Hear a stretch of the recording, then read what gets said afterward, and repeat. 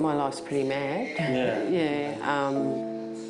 We have lots of ups and downs. Things change from week to week depending on my son and his moods and things like that. So your whole life really revolves around his life more than our life. The first kind of 12 years of his life, we hibernated. We couldn't go on a holiday.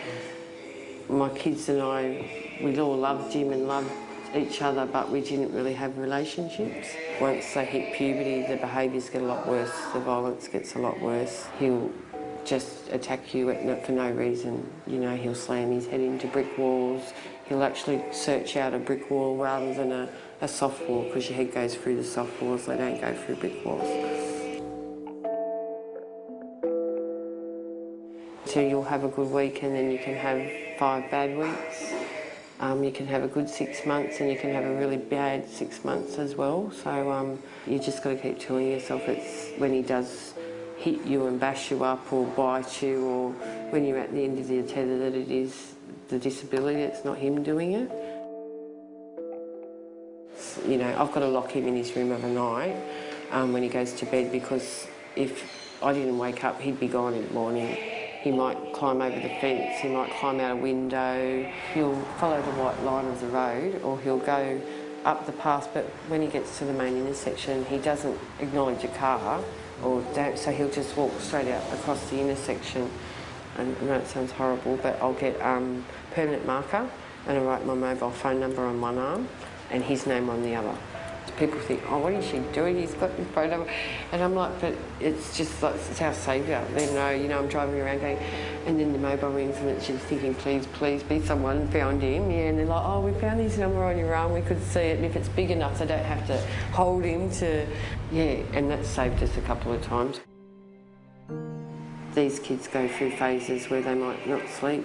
You know, they might sleep 1 hour in 24 for 3-4 weeks. It could go into months, and you're driving around in the car because if you don't take him out and drive around, the whole house is awake and then everyone else suffers.